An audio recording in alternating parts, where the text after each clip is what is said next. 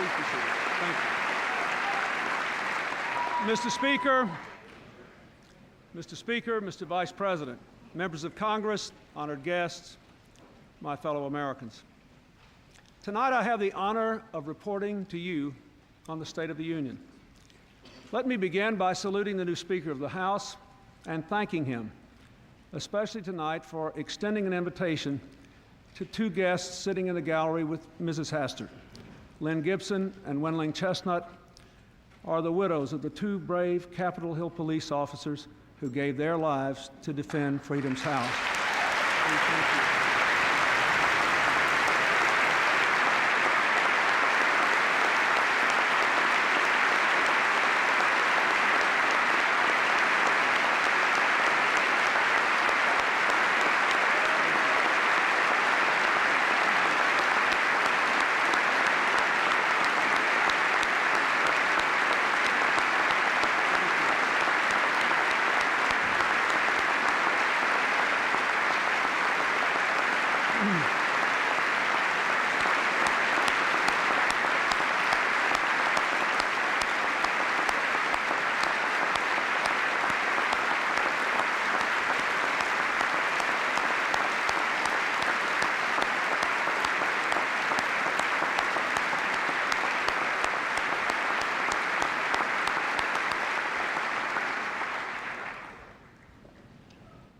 Mr. Speaker, at your swearing in, you ask us all to work together in a spirit of civility and bipartisanship. Mr. Speaker, let's do exactly that. Thank you.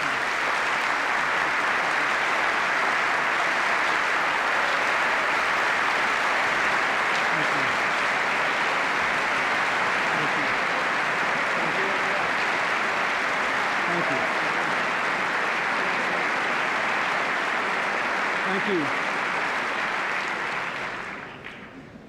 Tonight I stand before you to report that America has created the longest peacetime economic expansion in our history. With nearly 18 million new jobs, wages rising at more than twice the rate of inflation, the highest home ownership in history, the smallest welfare rolls in 30 years, and the lowest peacetime unemployment since 1957.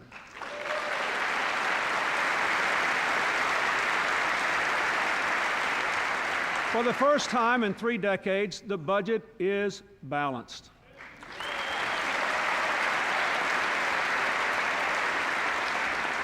From a deficit of $290 billion in 1992, we had a surplus of $70 billion last year, and now we are on course for budget surpluses for the next 25 years.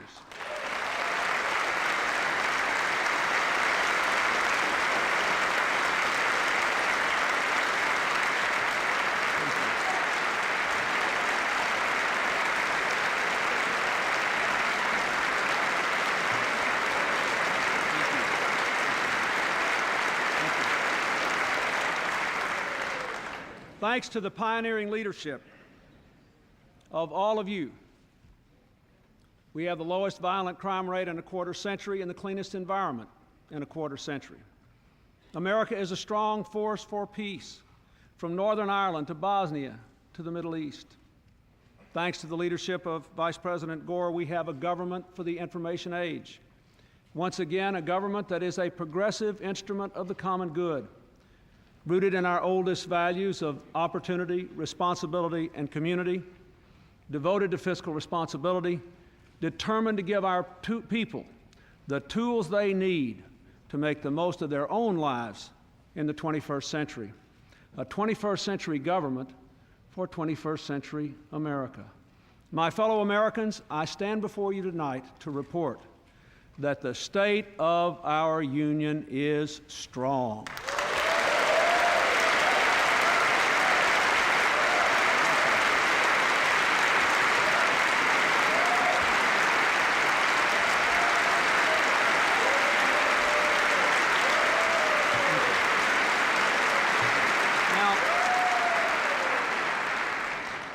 America is working again.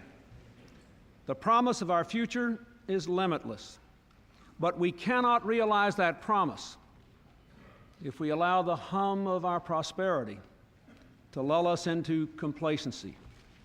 How we fare as a nation far into the 21st century depends upon what we do as a nation today.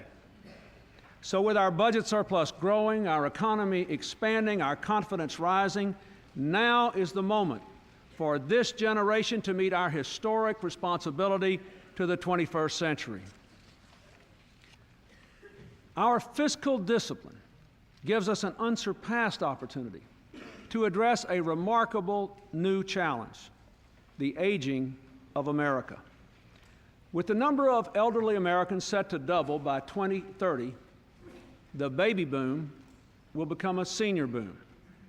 So first, and above all, we must save Social Security for the 21st century.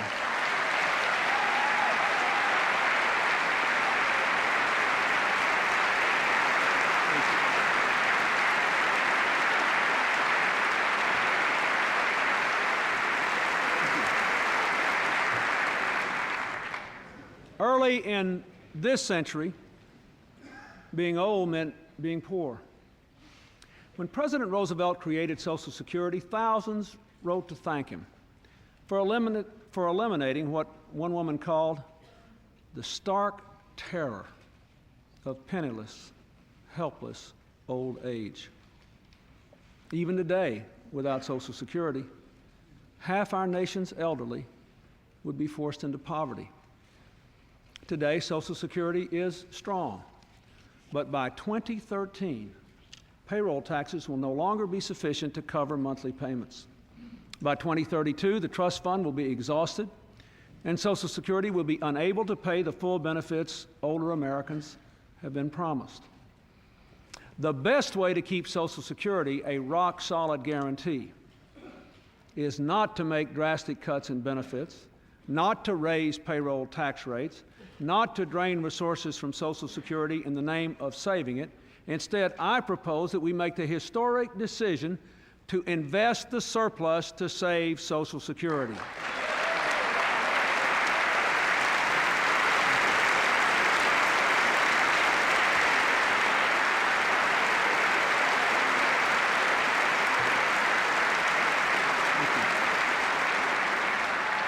Specifically, I propose that we commit 60% of the budget surplus for the next 15 years to Social Security, investing a small portion in the private sector just as any private or state government pension would do. This will earn a higher return and keep Social Security sound for 55 years. But we must aim higher. We should put Social Security on a sound footing for the next 75 years. We should reduce poverty among elderly women who are nearly twice as likely to be poor as our other seniors. And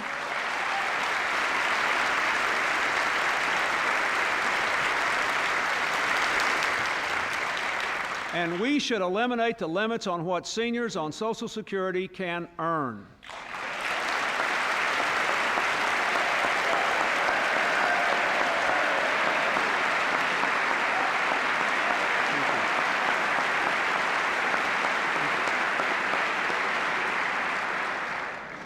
Now,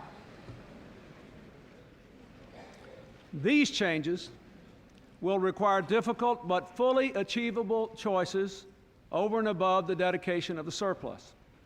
They must be made on a bipartisan basis. They should be made this year. So let me say to you tonight, I reach out my hand to all of you in both houses, in both parties, and ask that we join together in saying to the American people, we will save Social Security now.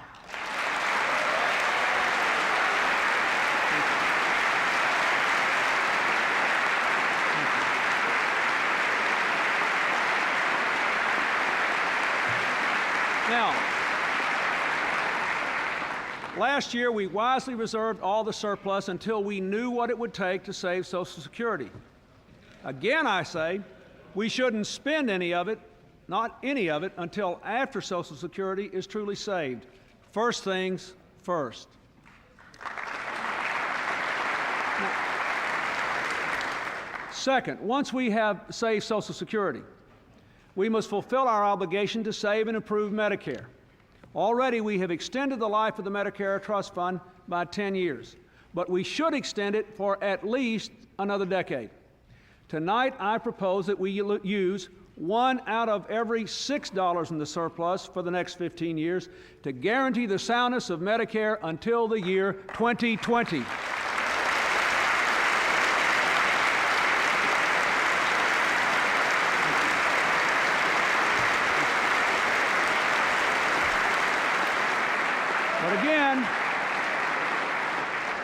But again, we should aim higher. We must be willing to work in a bipartisan way and look at new ideas, including the upcoming report of the Bipartisan Medicare Commission.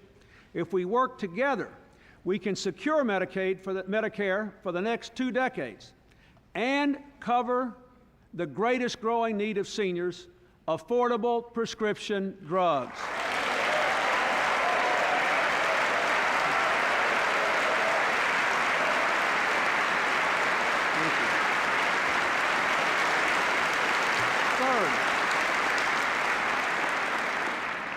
Third, we must help all Americans from their first day on the job to save, to invest, to create wealth. From its beginning, Americans have supplemented Social Security with private pensions and savings. Yet today, millions of people retire with little to live on other than Social Security. Americans living longer than ever simply must save more than ever. Therefore, in addition to saving Social Security and Medicare, I propose a new pension initiative for retirement security in the 21st century. I propose that we use a little over 11% of the surplus to establish universal savings accounts, USA accounts, to give all Americans the means to save. With these new accounts, Americans can invest as they choose and receive funds to match a portion of their savings with extra help for those least able to save.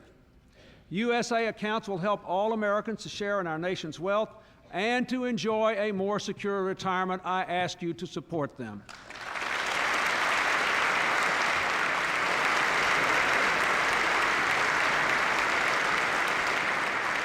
Fourth, we must invest in long-term care. I propose a tax credit of $1,000 for the aged, ailing, or disabled and the families who care for them. Long-term care will become a bigger and bigger challenge with the aging of America, and we must do more to help our families deal with it.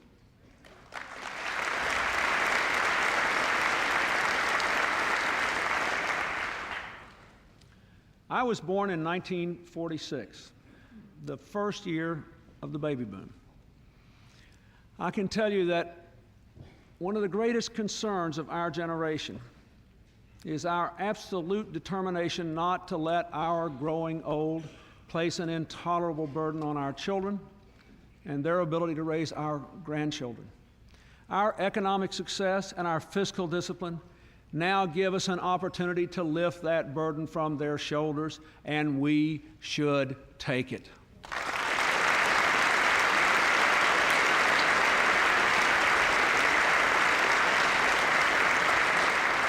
Saving Social Security, Medicare, creating USA accounts, this is the right way to use the surplus. If we do so,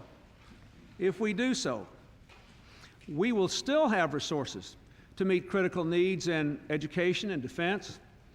And I want to point out that this proposal is fiscally sound. Listen to this. If we set aside 60% of the surplus for Social Security and 16% for Medicare, over the next 15 years, that saving will achieve the lowest level of publicly held debt since right before World War I in 1917.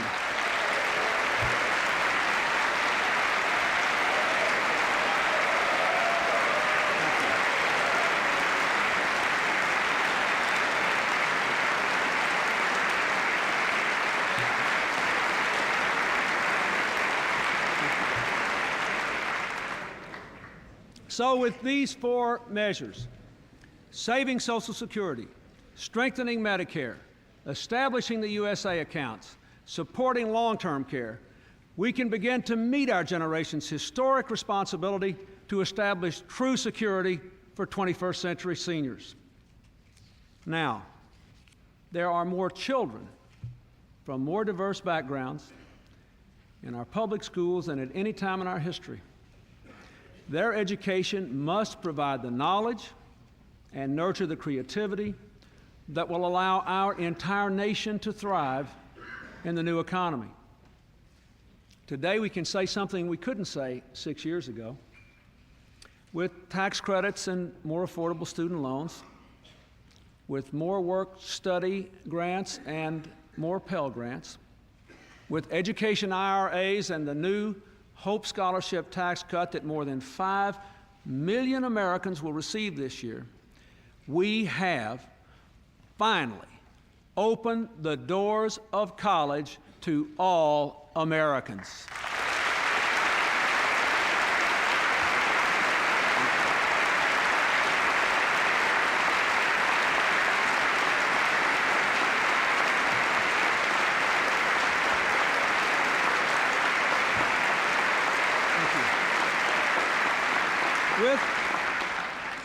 With our support, nearly every state has set higher academic standards for public schools, and a voluntary national test is being developed to measure the progress of our students. With over $1 billion in discounts available this year, we are well on our way to our goal of connecting every classroom and library to the internet. Last fall, you passed our proposal to start hiring 100,000 new teachers to reduce class size in the early grades. Now I ask you to finish the job. Thank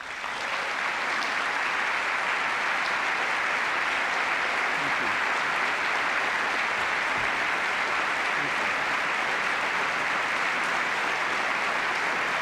Thank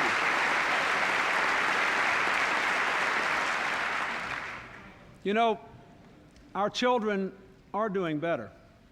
SAT scores are up, math scores have risen in nearly all grades, but there's a problem. While our fourth graders outperform their peers in other countries in math and science, our eighth graders are around average, and our 12th graders rank near the bottom. We must do better. Now, each year, the national government invests more than $15 billion in our public schools. I believe we must change the way we invest that money to support what works and to stop supporting what does not work.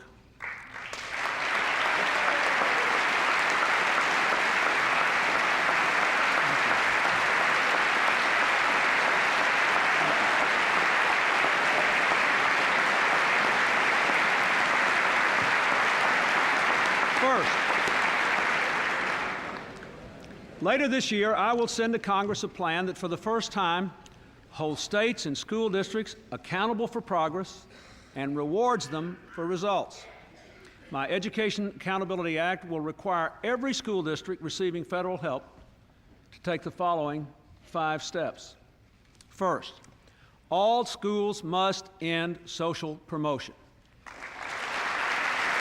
Now, no child should graduate from high school with a diploma he or she can't read. We do our children no favors when we allow them to pass from grade to grade without mastering the material. But we can't just hold students back because the system fails them.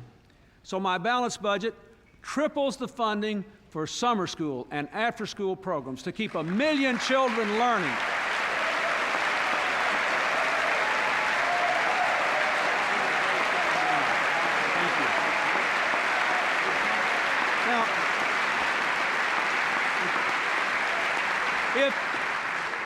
If you doubt this will work, just look at Chicago, which ended social promotion and made summer school mandatory for those who don't master the basics.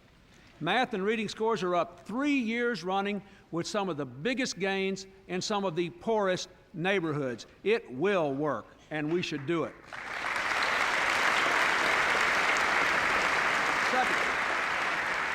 Second, all states and school districts must turn around their worst performing schools or shut them down.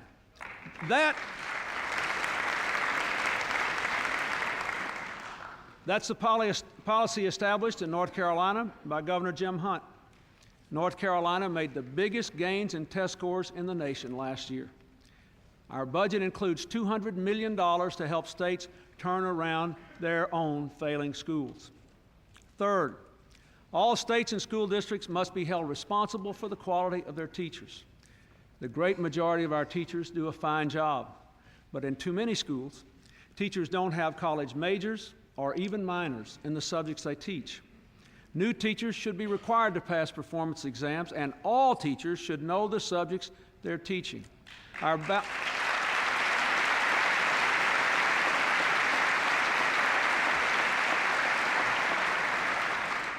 This year's balanced budget contains resources to help them reach higher standards.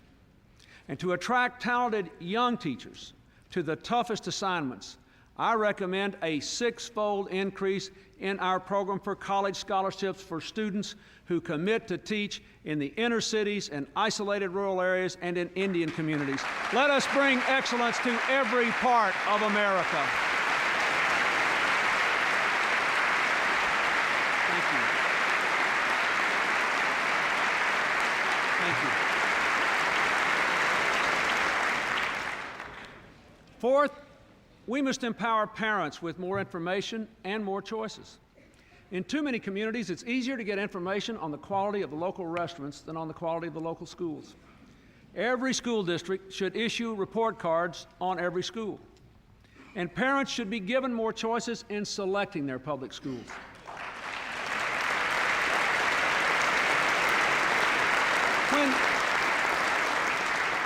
When I became president, there was just one independent public charter school in all America. With our support, on a bipartisan basis, today there are 1,100. My budget assures that early in the next century, there will be 3,000.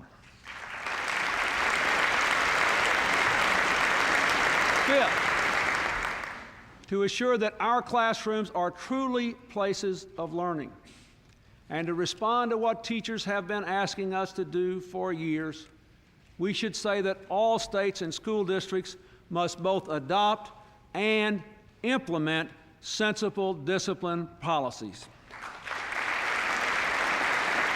Now, let's do one more thing for our children. Today, too many schools are so old they're falling apart, are so overcrowded, students are learning in trailers. Last fall, Congress missed the opportunity to change that. This year, with 53 million children in our schools, Congress must not miss that opportunity again. I ask you to help our communities build or modernize 5,000 schools.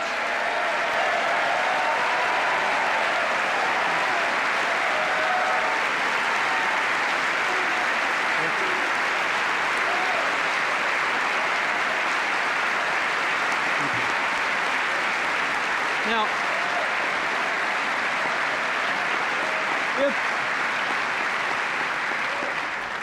if we do these things, end social promotion, turn around failing schools, build modern ones, support qualified teachers, promote innovation, competition, and discipline, then we will begin to meet our generation's historic responsibility to create 21st century schools. Now, we also have to do more to support the millions of parents who give their all every day at home and at work. The most basic tool of all is a decent income. So let's raise the minimum wage by $1 an hour over the next 2 years.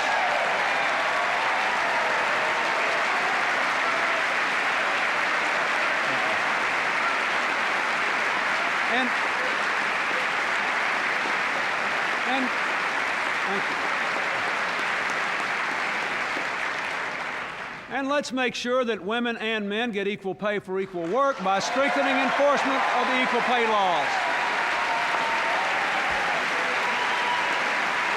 Thank you.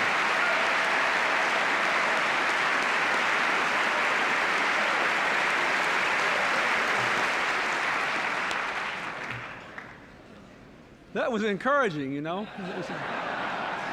There was more balance on the seesaw. I like that. Let's give him a hand. That's great.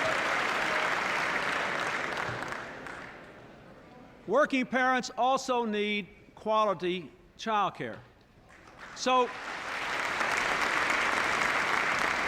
again this year, I asked Congress to support our plan for tax credits and subsidies for working families, for improved safety and quality, for expanded after-school program. And our plan also includes a new tax credit for stay-at-home parents, too. They need support as well.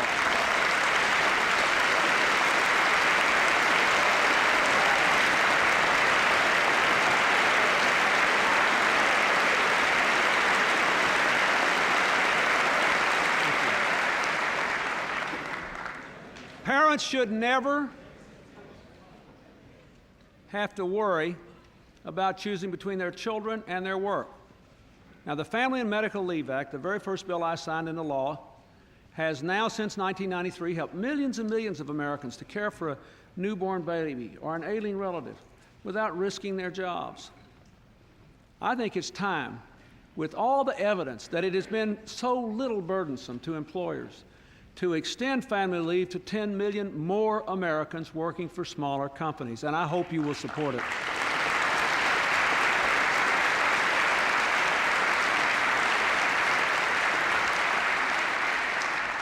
Finally, on the matter of work, parents should never have to face discrimination in the workplace. So I want to ask Congress to prohibit companies from refusing to hire or promote workers simply because they have children. That is not right.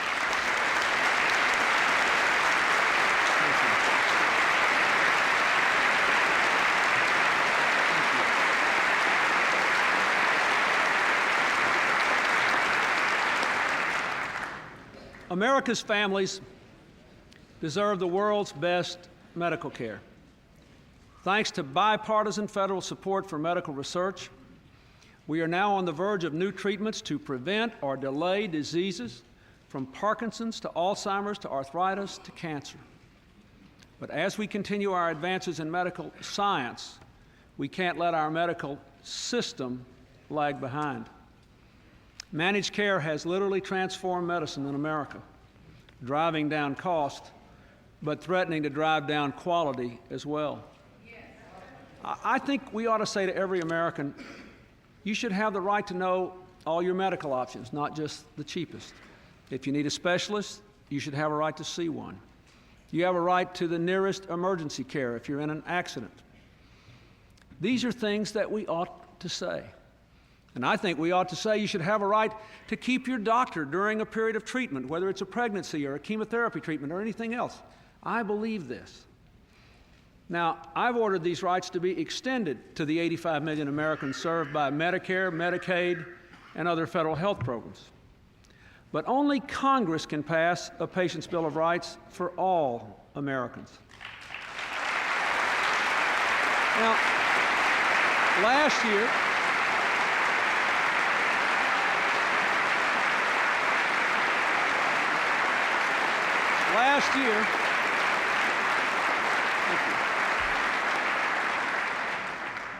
year, Congress missed that opportunity, and we must not miss that opportunity again. For the sake of our families, I ask us to join together across party lines and pass a strong, enforceable Patient's Bill of Rights.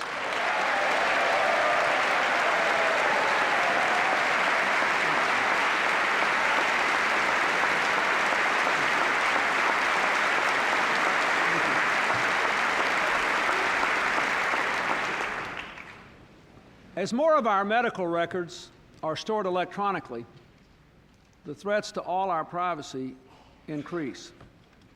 Because Congress has given me the authority to act, if it does not do so by August, one way or another, we can all say to the American people, we will protect the privacy of medical records, and we will do it this year.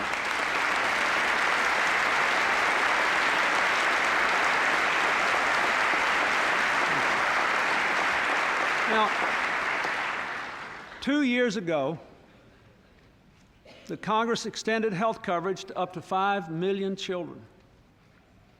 Now we should go beyond that. We should make it easier for small businesses to offer health insurance.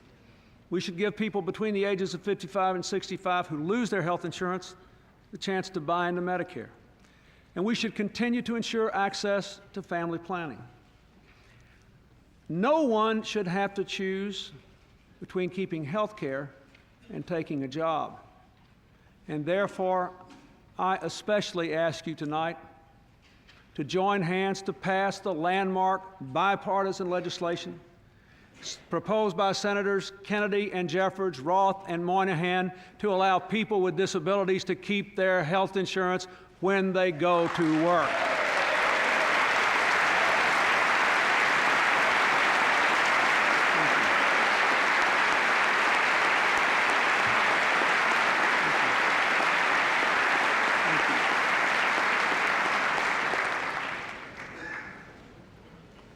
We need to enable our public hospitals, our community, our university health centers to provide basic, affordable care for all the millions of working families who don't have any insurance. They do a lot of that today, but much more can be done. And my balanced budget makes a good down payment toward that goal. I hope you will think about them and support that provision.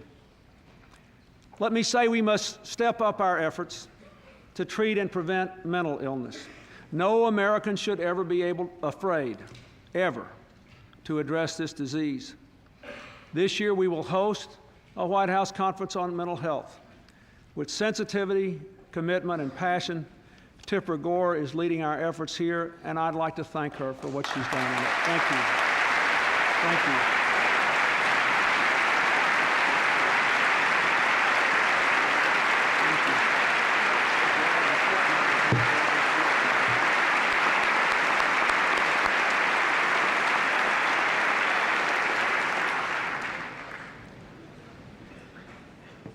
As everyone knows, our children are targets of a massive media campaign to hook them on cigarettes. Now, I ask this Congress to resist the tobacco lobby, to reaffirm the FDA's authority to protect our children from tobacco, and to hold tobacco companies accountable while protecting tobacco farmers. Smoking has cost taxpayers hundreds of billions of dollars under Medicare and other programs. You know, the states have been right about this. Taxpayers shouldn't pay for the cost of lung cancer, emphysema, and other smoking-related illnesses. The tobacco companies should. So tonight I announce that the Justice Department is preparing a litigation plan to take the tobacco companies to court, and with the funds we recover to strengthen Medicare.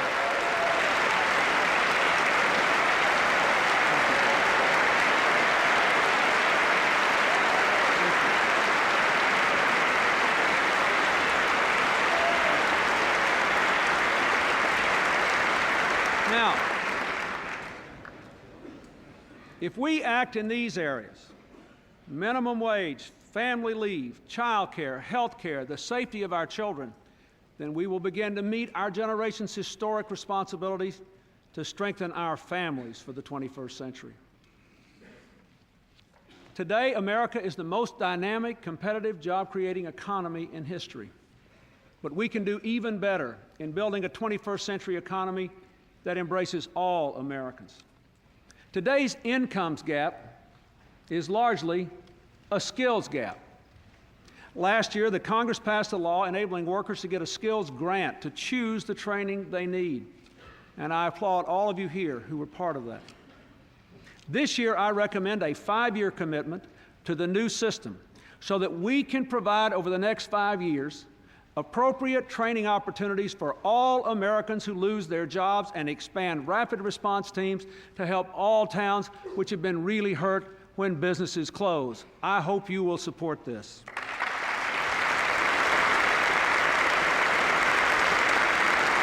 Also, I ask your support for a dramatic increase in federal support for adult literacy, to mount a national campaign aimed at helping the millions and millions of working people who still read at less than a 5th grade level. We need to do this.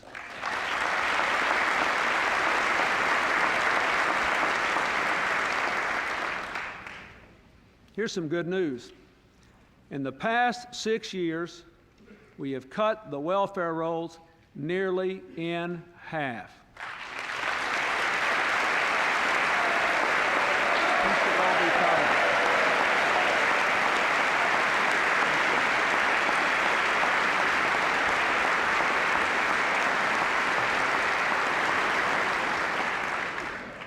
it. 2 years ago from this podium, I asked 5 companies to lead a national effort to hire people off welfare.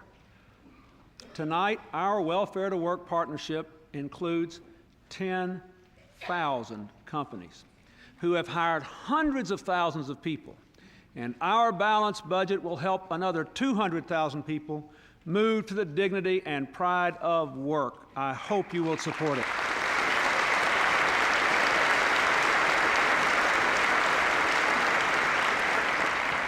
We must do more to bring the spark of private enterprise to every corner of America, to build a bridge from Wall Street to Appalachia to the Mississippi Delta to our Native American communities, with more support for community development banks, for empowerment zones, for 100,000 more vouchers for affordable housing. And I ask Congress to support our bold new plan to help businesses raise up to $15 billion in private sector capital to bring jobs and opportunities to our inner cities and rural areas with tax credits, loan guarantees, including the new American private investment companies modeled on the overseas private investment companies. Thank you.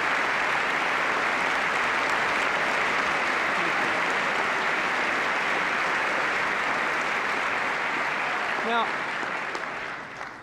for years and years and years, we've had this OPIC, this Overseas Private Investment Corporation, because we knew we had untapped markets overseas. But our greatest untapped markets are not overseas. They are right here at home, and we should go after them.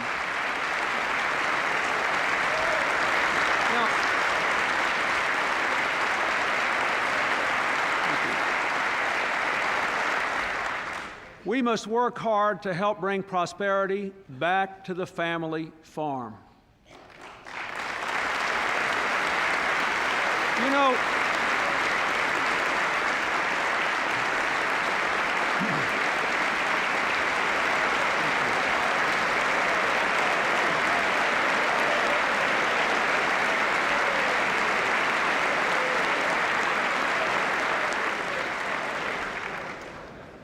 as this Congress knows very well, dropping prices and the loss of foreign markets have devastated too many family farms.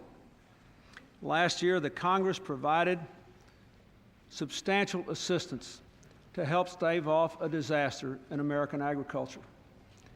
And I am ready to work with lawmakers of both parties to create a farm safety net that will include crop insurance reform and farm income assistance. I ask you to join with me and do this. This should not be a political issue. Everyone knows what an economic problem is going on out there in rural America today, and we need an appropriate means to address it.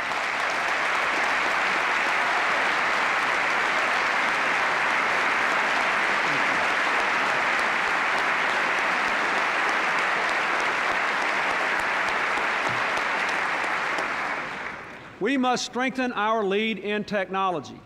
It was government investment that led to the creation of the Internet. I propose a 28% increase in long-term computing research. We also must be ready for the 21st century from its very first moment by solving the so-called Y2K computer problem. Now,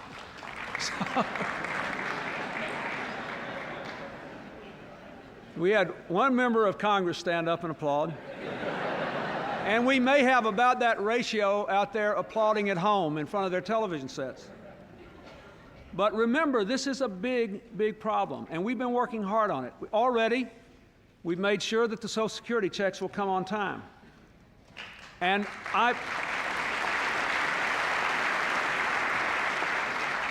But I want all the folks at home listening to this to know that we need every state and local government, every business, large and small, to work with us to make sure that this Y2K computer bug will be remembered as the last headache of the 20th century, not the first crisis of the 21st. Now,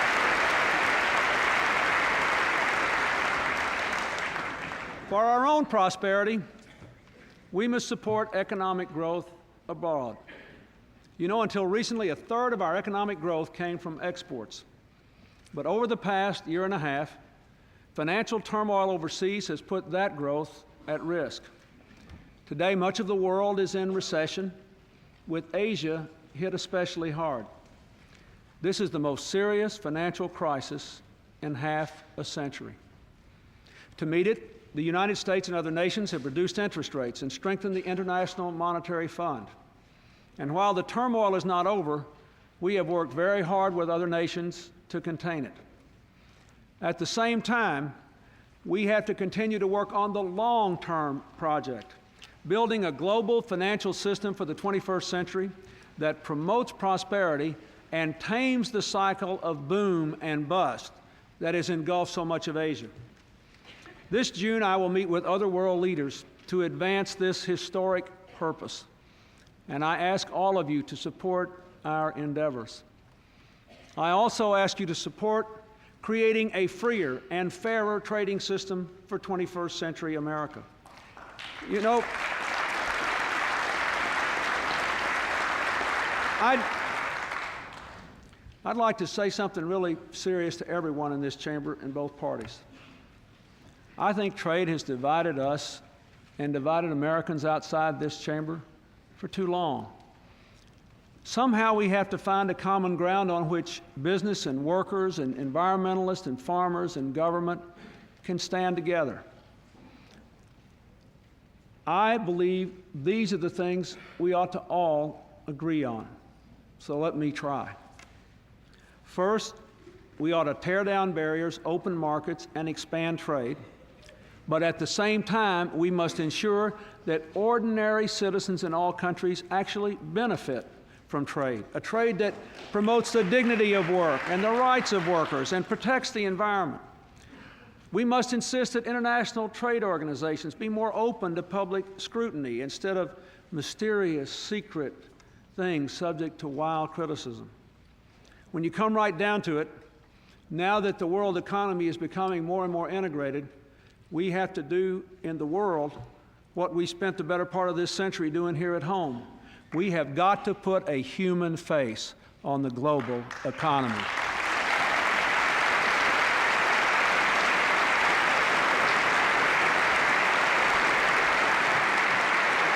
Now,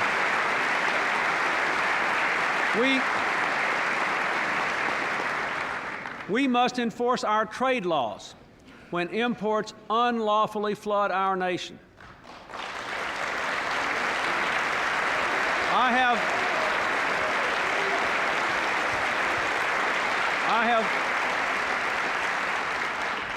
I have already informed the government of Japan that if that nation's sudden surge of steel imports into our country is not reversed, America will respond.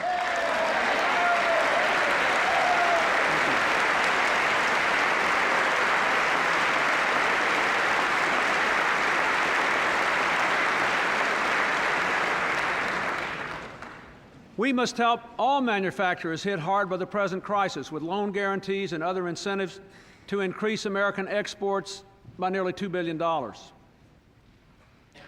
I'd like to believe we can achieve a new consensus on trade based on these principles.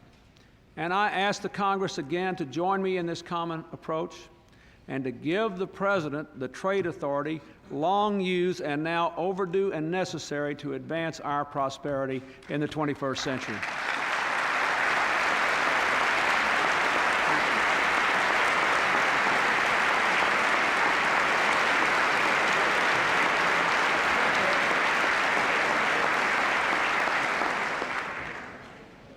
Tonight I issue a call to the nations of the world to join the United States in a new round of global trade negotiation to expand exports of services, manufacturers, and farm products. Tonight, I say we will work with the International Labor Organization on a new initiative to raise labor standards around the world. And this year, we will lead the international community to conclude a treaty to ban abusive child labor everywhere in the world.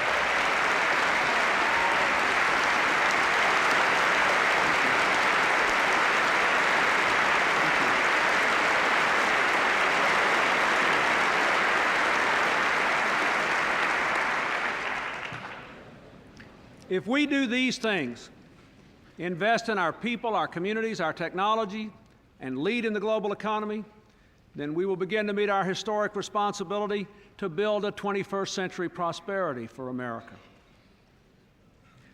You know, no nation in history has had the opportunity and the responsibility we now have to shape a world that is more peaceful, more secure, more free.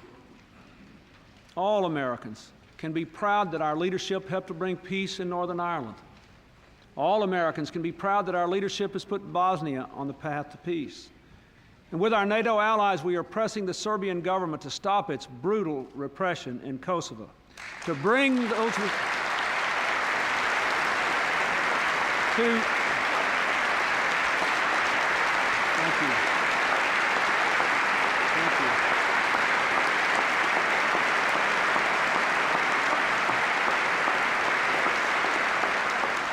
To bring those responsible to justice and to give the people of Kosovo the self-government they deserve. All Americans can be proud that our leadership renewed hope for lasting peace in the Middle East. Some of you were with me last December as we watched the Palestinian National Council completely renounce its call for the destruction of Israel. Now I ask Congress to provide resources so that all parties can implement the Y agreement, to protect Israel's security, to stimulate the Palestinian economy, to support our friends in Jordan. We must not, we dare not let them down. I hope you will help.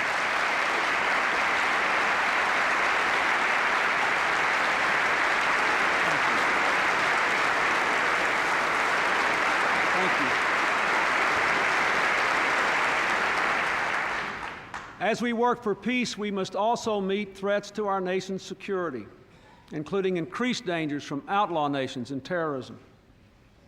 We will defend our security wherever we are threatened, as we did this summer when we struck at Osama bin Laden's network of terror. But the bombing of our embassies in Kenya and Tanzania reminds us again of the risks faced every day by those who represent America to the world. So let's give them the support they need, the safest possible workplaces, and the resources they must have so America can continue to lead.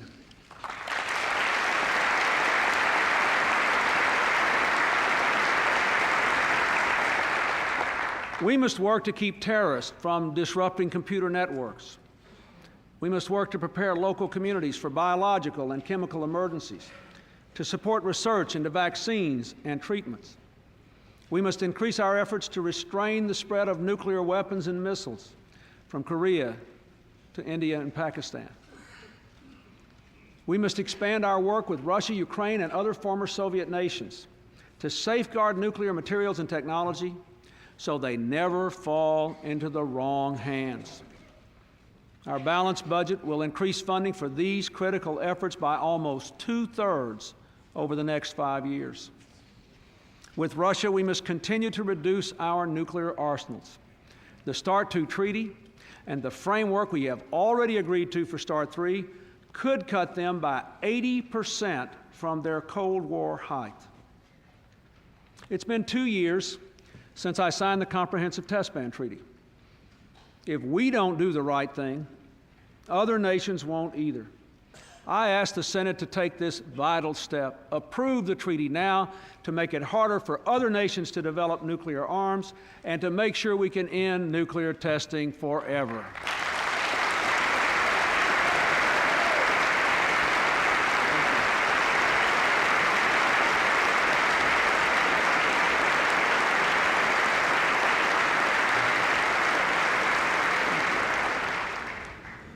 For nearly a decade, Iraq has defied its obligations to destroy its weapons of terror and the missiles to deliver them.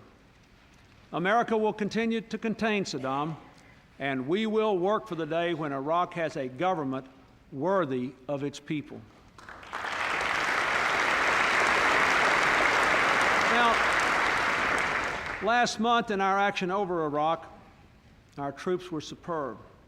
Their mission was so flawlessly executed that we risked taking for granted the bravery and the skill it required. Captain Jeff Tolliver, a 10-year veteran of the Air Force, flew a B-1B bomber over Iraq as we attacked Saddam's war machine. He's here with us tonight.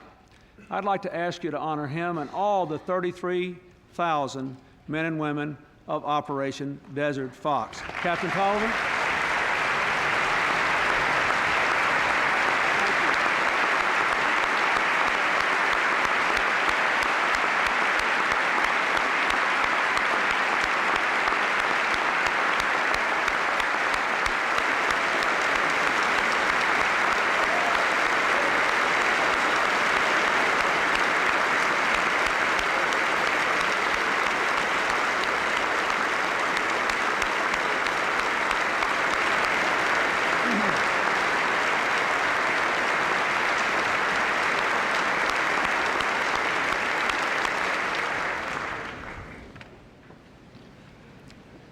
It is time to reverse the decline in defense spending that began in 1985.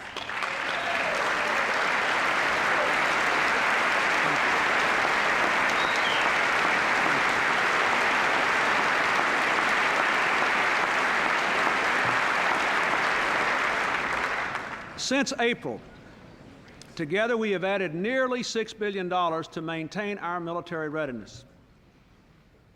My balanced budget calls for a sustained increase over the next 6 years for readiness, for modernization, and for pay and benefits for our troops and their families.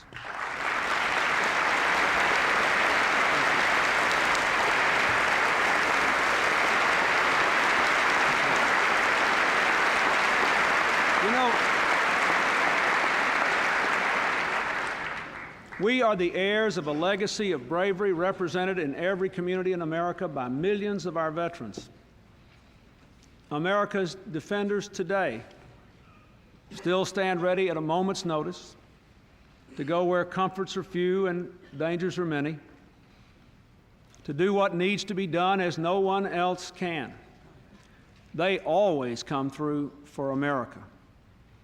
We must come through for them.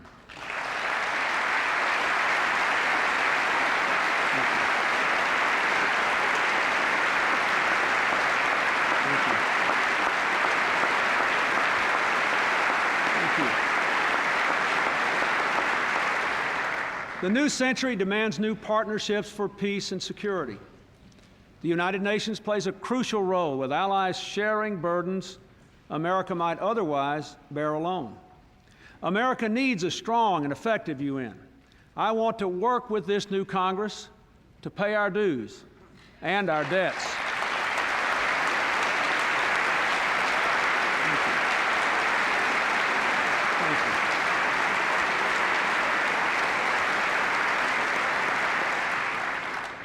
We must continue to support security and stability in Europe and Asia, expanding NATO and defining its new missions, maintaining our alliance with Japan, with Korea, with our other Asian allies, and engaging China. In China last year, I said to the leaders and the people what I'd like to say again tonight. Stability can no longer be bought at the expense of liberty.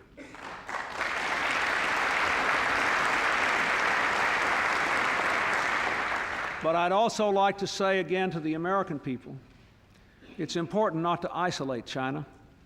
The more we bring China into the world, the more the world will bring change and freedom to China.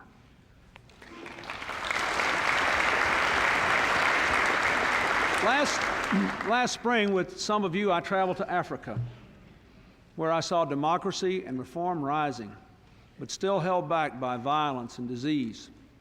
We must fortify African democracy and peace by launching Radio Democracy for Africa, supporting the transition to democracy now beginning to take place in Nigeria, and passing the African Trade and Development Act.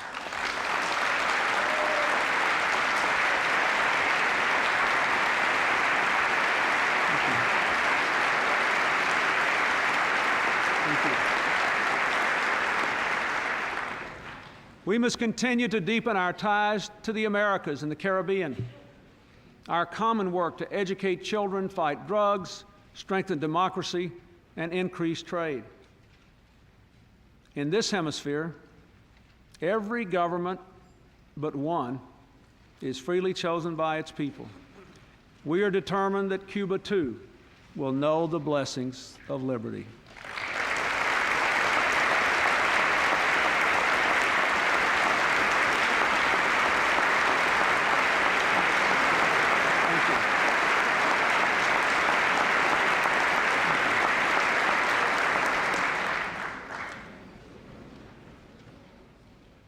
The American people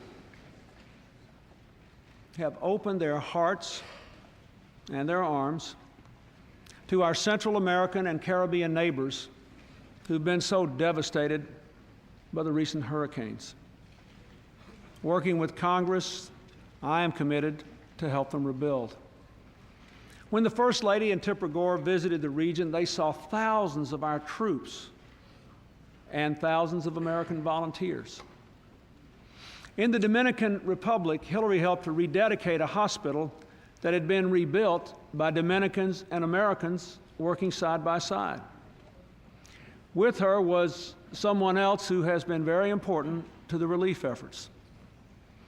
You know, sports records are made and sooner or later they're broken.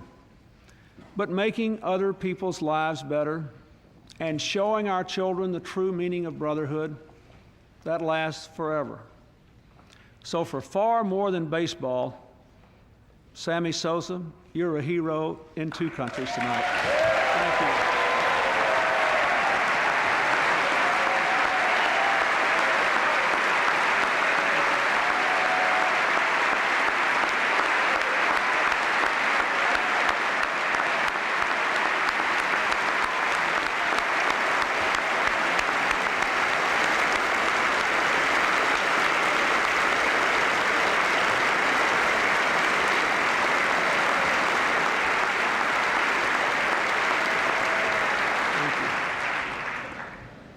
So I say to all of you, if we do these things, if we pursue peace, fight terrorism, increase our strength, renew our alliances, we will begin to meet our generation's historic responsibility to build a stronger 21st century America in a freer, more peaceful world.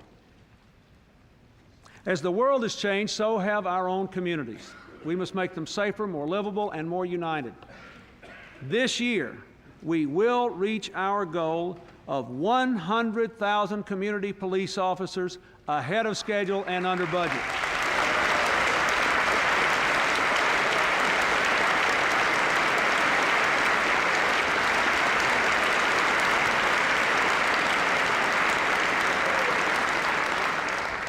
The Brady Bill has stopped 250,000 felons, fugitives, and stalkers from buying handguns. And now the murder rate is the lowest in 30 years, and the crime rate has dropped for 6 straight years.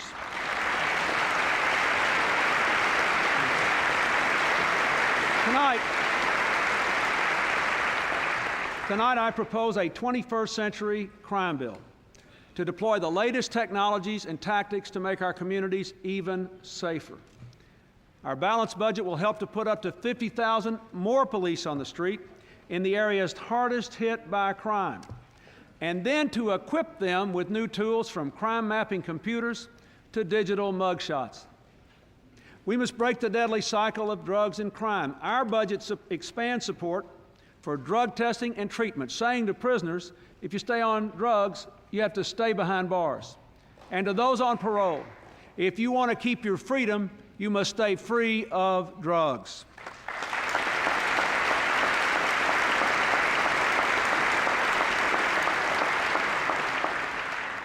ask Congress to restore the 5-day waiting period for buying a handgun and extend the Brady Bill to prevent juveniles who commit violent crimes from buying a gun.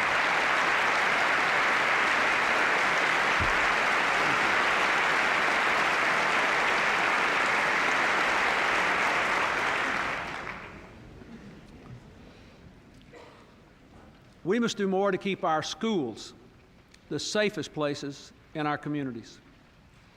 Last year, every American was horrified and heartbroken by the tragic killings in Jonesboro, Paducah, Pearl, Edinburgh, Springfield. We were deeply moved by the courageous parents now working to keep guns out of the hands of children and to make other efforts so that other parents don't have to live through their loss. After she lost her daughter, Suzanne Wilson of Jonesboro, Arkansas, came here to the White House with a powerful plea. She said, please, please, for the sake of your children, lock up your guns. Don't let what happened in Jonesboro happen in your town. It's a message she is passionately advocating every day. Suzanne is here with us tonight with the First Lady. I'd like to thank her for her courage and her commitment. Thank you.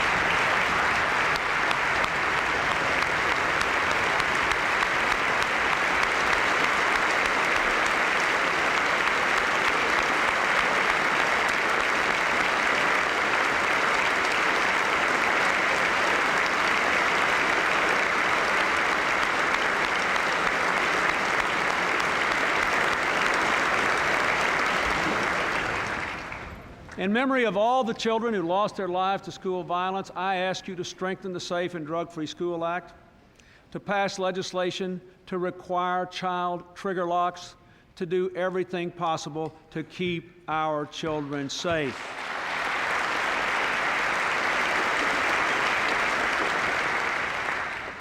Today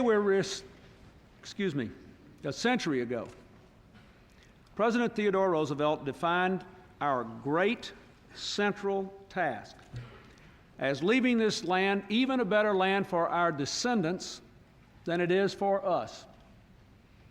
Today, we're restoring the Florida Everglades, saving Yellowstone, preserving the Red Rock Canyons of Utah, protecting California's redwoods, and our precious coasts. But our most fateful new challenge is the threat of global warming. 1998 was the warmest year ever recorded. Last year's heat waves, floods, and storms are but a hint of what future generations may endure if we do not act now. Tonight, I propose a new clean air fund to help communities reduce greenhouse and other pollution, and tax incentives and investment to spur clean energy technologies. And I want to work with members of Congress in both parties to reward companies that take early, voluntary action to reduce greenhouse gases.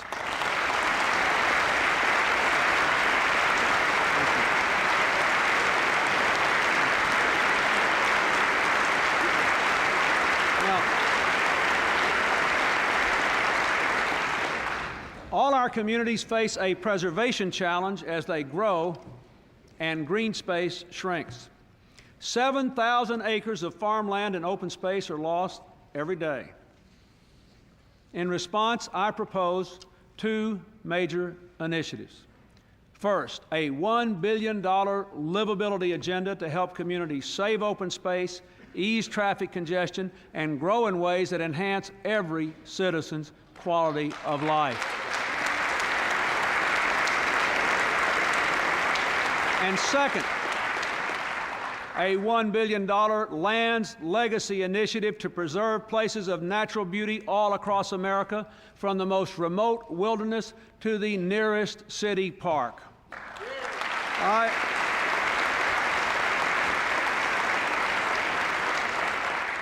These are truly landmark initiatives which could not have been developed without the visionary leadership of the Vice President, and I want to thank him very much for his commitment here.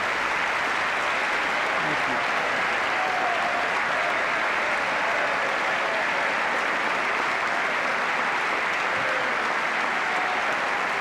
Now, to get the most out of your community, you have to give something back. That's why we created AmeriCorps, our national service program that gives today's generation a chance to serve their communities and earn money for college. So far, in just 4 years, 100,000 young Americans have built low-income homes with Habitat for Humanity, helped to tutor children with churches, worked with FEMA to ease the burden of natural disasters, and performed countless other acts of service that have made America better. I ask Congress to give more young Americans the chance to follow their lead and serve America in AmeriCorps.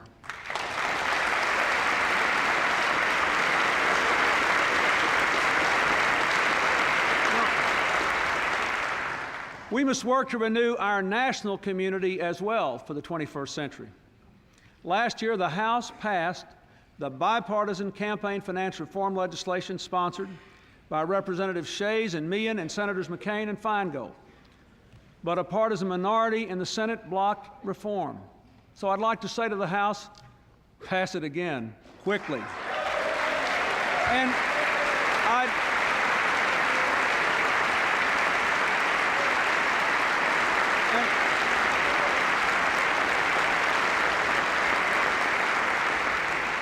I'd like to say to the Senate, I hope you will say yes to a stronger American democracy in the year 2000. Thank you. Since 1997, our initiative on race has sought to bridge the divides between and among our people. In its report last fall, the initiative's advisory board found that Americans really do want to bring our people together across racial lines. We know it's been a long journey. For some, it goes back to before the beginning of our republic. For others, back since the Civil War. For others, throughout the 20th century. But for most of us alive today, in a very real sense, this journey began 43 years ago, when a woman named Rosa Parks sat down on a bus in Alabama and wouldn't get up. She's sitting down with the First Lady tonight, and she may get up or not as she chooses. We thank her.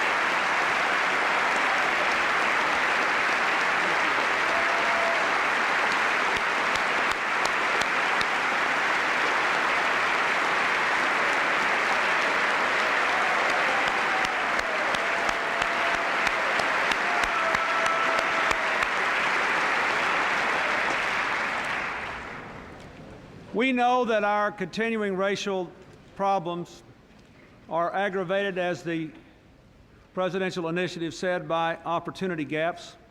The initiative I've outlined tonight will help to close them.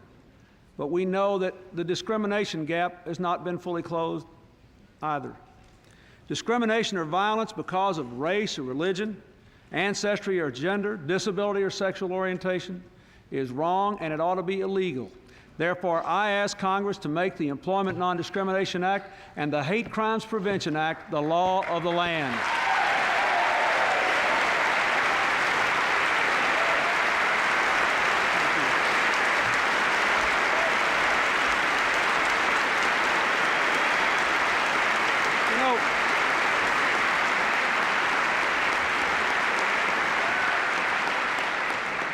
Now, since every person in America counts, every American ought to be counted. We need a census that uses modern scientific methods to do that.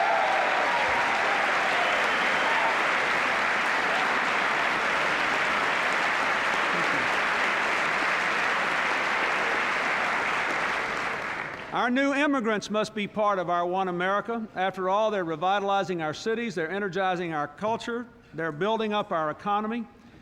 We have a responsibility to make them welcome here, and they have a responsibility to enter the mainstream of American life. That means learning English and learning about our democratic system of government. There are now long waiting lines of immigrants that are trying to do just that. Therefore, our budget significantly expands our efforts to help them meet their responsibility. I hope you will support it.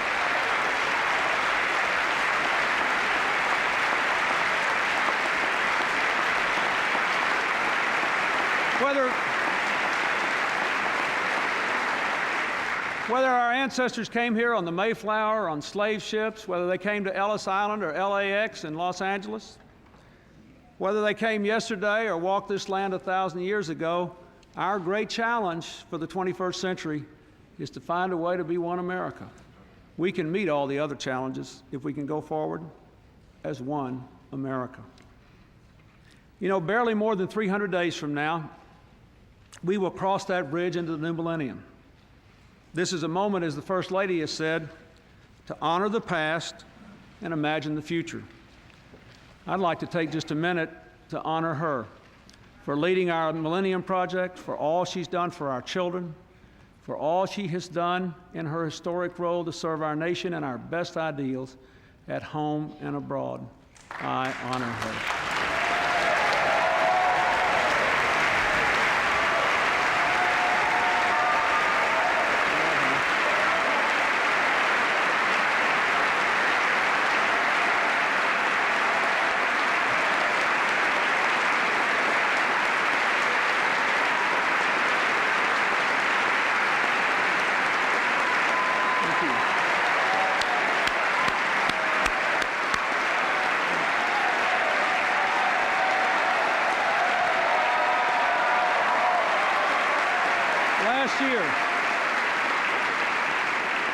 Last year, I called on Congress and every citizen to mark the millennium by saving America's treasures.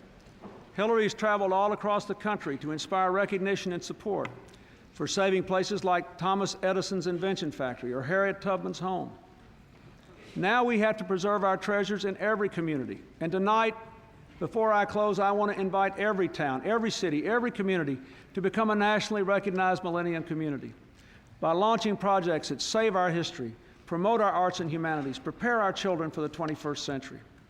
Already the response has been remarkable, and I want to say a special word of thanks to our private sector partners and to members in Congress of both parties for their support. Just one example. Because of you, the Star-Spangled Banner will be preserved for the ages. In ways large and small, as we look to the millennium, we are keeping alive what George Washington called the sacred fire of liberty. 6 years ago, I came to office in a time of doubt for America, with our economy troubled, our deficit high, our people divided. Some even wondered whether our best days were behind us. But across this country in 1,000 neighborhoods, I had seen, even amidst the pain and uncertainty of recession, the real heart and character of America. I knew then that we Americans could renew this country.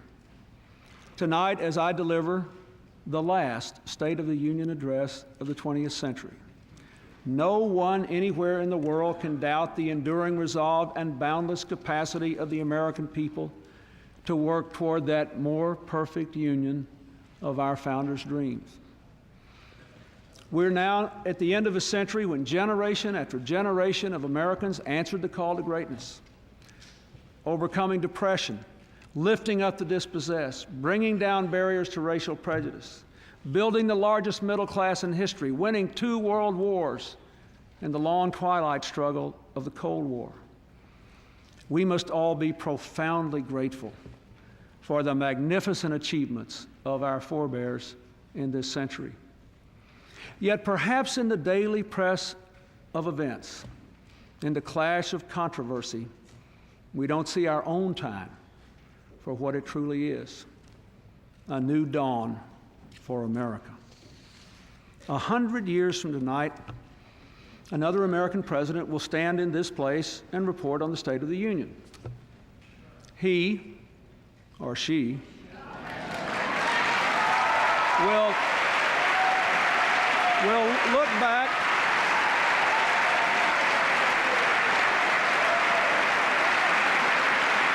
now.